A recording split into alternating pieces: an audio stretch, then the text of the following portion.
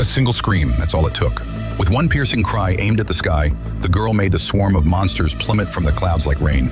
Just moments before, I'd handed her a mysterious rune. Once absorbed, it grants a shockwave-like ability. But then, one beast slipped through the chaos and lunged at her while she wasn't looking. I moved fast. My blade came down in a flash, slicing the creature clean in two. She looked at me, a little embarrassed, and said, "You saved me again." I picked up the rune shard from the ground and said calmly, "That skill's powerful, but it's got a fatal flaw. That's why teamwork matters." Once inside the altar, I started prepping. Goblin venom won't work on this one. So this time, I coated my blade with paralyzing poison. Way more effective.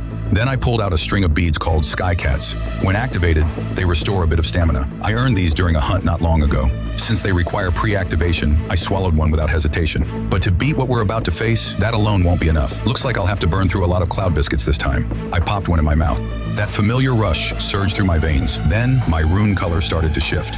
When rune stats hit over 100, they evolve, from colorless to red to orange, and finally to the legendary yellow tier. I opened my stat panel. Thanks to the cloud biscuit buff, both my strength and stamina now had bonus brackets marked colorless, though the value was only 0.01. Doesn't sound like much? Well, don't be fooled. There's a massive difference between a normal 99.9 stat and a 0.01 colorless rune. It's the kind of power gap that separates hunters from legends.